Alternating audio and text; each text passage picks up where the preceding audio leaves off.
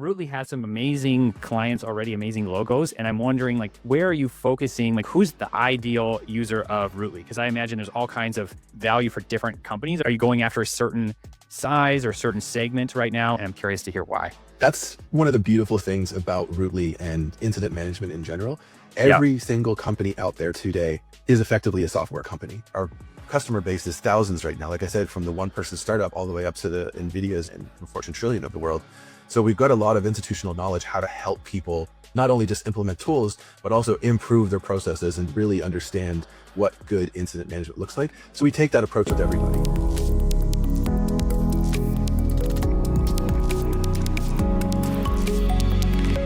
Adam, welcome to Product Growth Stories. I'm so happy to have you on the show.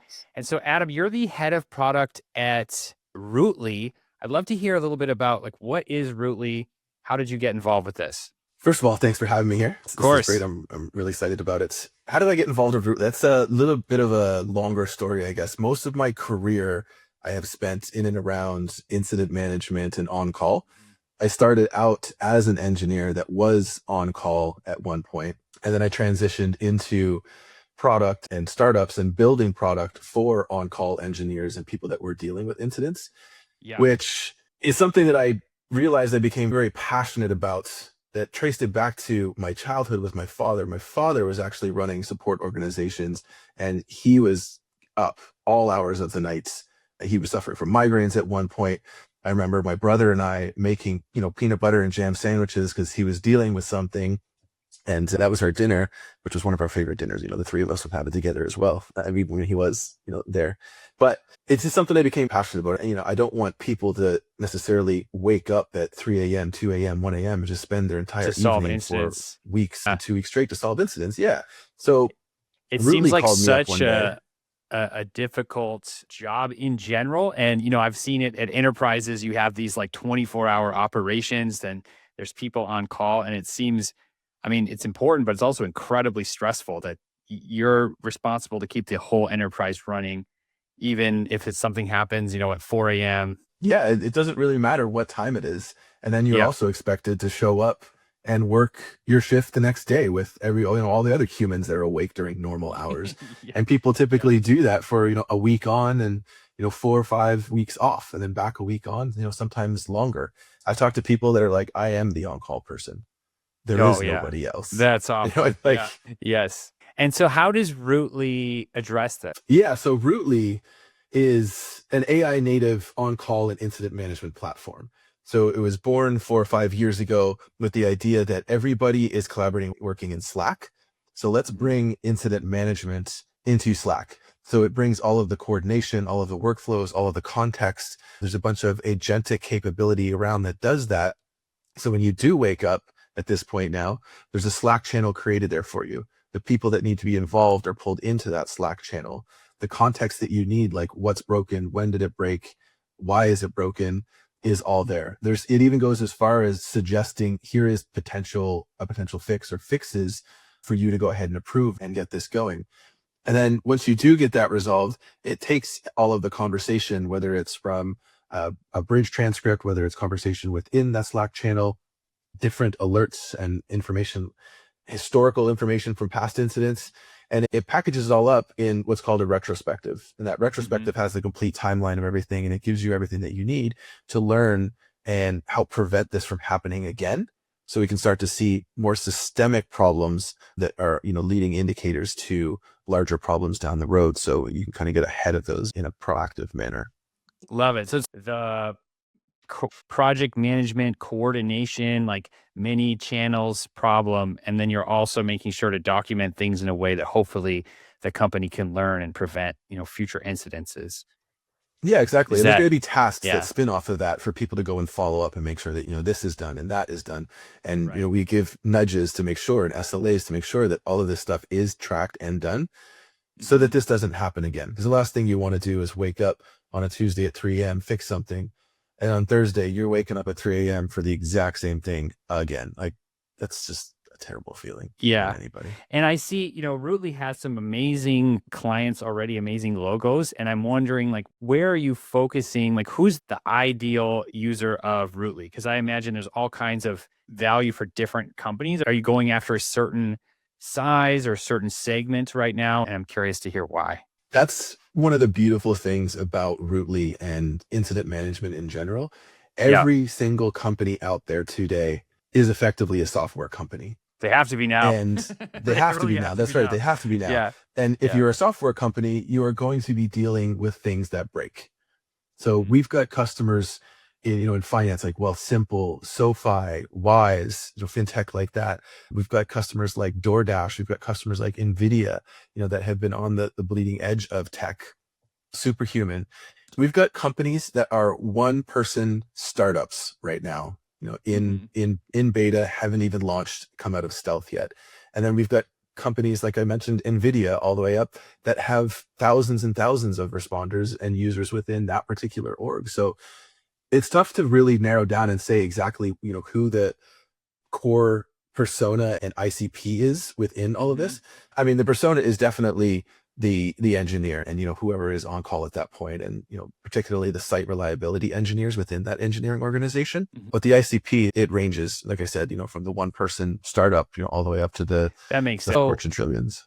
I'm just guessing, aren't companies that freeze on staff going to be, you have structural churn, they might not understand or be, I don't know, as savvy about the whole space? Or am I Yes. off? There's Am I off no, base? no, you're not Yeah. off. There's a slight Yeah. hesitation there because you would actually be surprised at the number of larger companies that do come to us and they're like, we're really suffering from incidents here. Our Mhm. process isn't really a process. Can you help us? So they do have teams that are aware, but I think there's just so much going on and there's a lot of legacy work that has been carried over that they're really struggling trying to figure out what good incident management looks like. Mhm. And they're so caught up in the day-to-day of fixing that it's hard for them to take the time out of that day and approach us and go look for a Yeah. solution. There's too much water on the floor to turn off the spigot kind of Exactly, situation. exactly, Yeah. exactly. Yeah, I could see that. And does Rootly, are you guys looking at also the potential, just because of what you mentioned, of offering like solutions and services to larger orgs? Because I imagine somebody that sees a need for this, they might also need some hand holding to put into place a better process, which is an entirely different, like, I guess, solution sort of play. Is that something you guys are looking at, or is it more 100% SaaS and you don't want the kind of the solutions to kind of color if it's MRR or not? I want to be very clear that we don't have a professional services division. We don't Oh, yeah. offer Okay. professional services, but Yeah. we do take a very consult approach and an advisor approach. We've got people like myself that have been in this their entire career. We've got, most of our engineering team, products, our head of engineering, our CEO, our CTO, like, they were at Instacart together and they lived Yeah. and breathed incidents together. So we've got a lot of institutional knowledge within our company. And Hmm. we've worked, our customer base is thousands right now. Like I said, from the one person startup all the way up to the NVIDIAs and Fortune trillion of the world. So we've got a lot of institutional knowledge, how to help people not only just implement tools, but also improve their processes and really understand what good incident management looks like. So we take that approach with everybody. Every Yeah. single customer gets a Slack channel with access to pretty much every single employee within Rootly. Like you That's as a single amazing. person Yeah. startup could ask me, how do I really do this? What do I really do here? They could ask the CEO the same thing. They could ask our support team. Our support team is incredible, but we really come in with, here are your problems. Here's how we solve them. And I want to also be very clear. Like sometimes we tell people we're not quite a good fit for you yet. Like, but we will help you with some of your problems and kind of direct you on where you should be looking. And then maybe we Mhm. circle back 6 months, a year down the road or whatever, and kind of see where you are. Because sometimes that's just the help that people end up needing. Right. Yeah. I love opinionated software. It's the best. It's the best. And I'm curious, like, how are you growing right now? Like, which channels are you finding work for Rootly? In person, Yep. I love telling this story because our two greatest channels right now are Hmm. in person and AI search. So like Uh-huh. opposite ends of the spectrum, I guess. Yeah. So the in-person stuff, Everybody loves that personal connection. They love coming out. They love seeing the humans behind all of this. They love talking to us and hearing us. And the same thing, we love talking to them. We love hearing from them. We love that in-person connection as well. But then also quarter over quarter, we just continue to watch our AI search, our AEO traffic rise and leads, more and more leads come in from that AEO traffic as well. The other thing that I would mention there is, like, from a top level channel perspective, direct is still huge from us, but direct is something that stems from, really good underlying marketing in SEO and AEO and, your events, and you just happen to be They already everywhere knew that you those for people some are. reason. Exactly. Yeah. Yeah. So they're not necessarily Yeah. clicking on your ad or, doing whatever. They're just like, they're starting to really feel this problem. They're like, okay, I met Rootley here. I saw Rootley here. Rootley was here. I got to go check, Rootley.com. I got to get this problem solved. Yeah. And are you guys doing a specific AEO effort? Some companies I talk to, they have a whole program and they're really trying to optimize for getting in the LLMs. And other SaaS companies are just doing like the same things everyone would do for SEO, and it's just carrying over. No, I think you have to. So first of all, yes, we absolutely do have a concerted effort into AEO. I think you have to in today's day and age. I don't think just doing the same practices for SEO are enough. In order to really understand, like an example I saw the other day was a stat. It was around somewhere between like 43% or something like that of LLM knowledge is coming from listicles, and whether those listicles are on your website or they're on authoritative websites that you're associated with, like that's a huge chunk right there.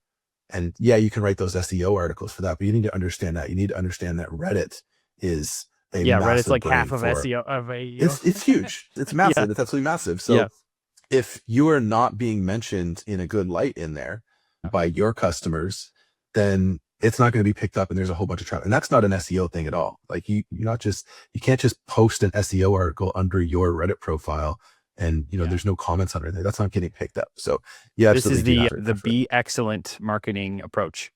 If you're just good, it does carry over. Not enough, but definitely can help. I think people think marketing at some points too. Like when it really comes down to it, it's just do stuff and be loud, and try and do that stuff everywhere your users are going to be, and generally be loud about it. Yeah. People do have to know you exist. And how did you, so Rootley, it's not that old of a company. I'm curious, like, how did you guys go about getting your first clients? That's a great question. That would be before my time. I do know some of the early adopters. I have talked to many of them, and it was really those personal connections, getting connected with that individual at Wealthsimple, that individual at Canva, there's individuals at NVIDIA, LinkedIn that are the early adopters, and understanding what their problems were, what their processes were, and showing them the value in what we are building and where things are at today. So a lot of people then, those early adopters, took the bet on Rootley, understanding what that vision was and where we were going with everything, and understanding how much better their life could be with this. And once you get over this hurdle of those early days of you kind of have a product, you don't really have a product. Some stuff kind of works, you need a lot more. So it was really just around the personal connection and people understanding and making big bets on their career as well. Yeah. Love that. And you definitely need those early adopters to make the product good and real. You need somebody else to bounce it off of. And those are great early companies that you guys managed to add. It's impressive. So I'm curious, like, as we wrap up and just thinking about the future of AI, and where do you see like the limits for what an AI SRE can do? I know Anthropic, and like there's, if we look at what they say, it's like, be ready to end all labor. And we've got MicroHard trying to, simulate the entire company for inputs and outputs, which is, really far out there, I think, for most people. But what do you see, like, what do you think will be possible in the next year for what an AI SRE can do? Great question again. I think, first of all, this is a whole other topic, but the term AI SRE, we could go down a whole path on that, and why that's not a great term at this point, because an SRE, incident management, is just a tiny sliver of what an SRE actually does. But the incident management capability off of that, I think what we're seeing right now, and I think where the biggest struggles are right now, are long running systemic type issues that go undetected, even by us humans. So Oh, yes.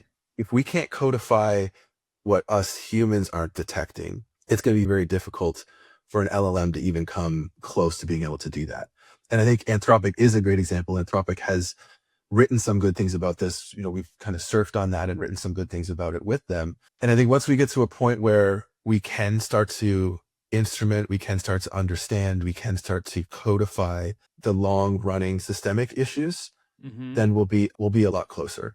The last thing is going to be Can you give an intuition. example of one concrete example of such a long running type of thing, just to make it easier to visualize what you're referring to? Yeah, I think so. There's the example, I guess, that the article that Anthropic wrote and that we surfed on, and especially in today's day and age with LLMs and understanding how to Mhm. instrument and observe LLMs as well. There's some really subtle latency that is happening within the entire platform that's not affecting every single user, affecting some users, not affecting Mhm. every area of the application, affecting some Mhm. areas of the application.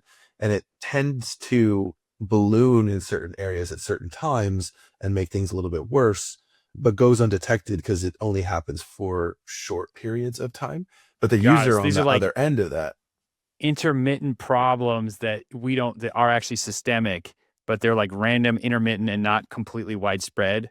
And you're saying in the future AI could be detecting these that are actually causing an economic impact on the company, even though people aren't noticing. I think so, absolutely. But it is Mhm. all also going to come back to as good as your code is structured, as good as your observability is instrumented, and being able to work off of that.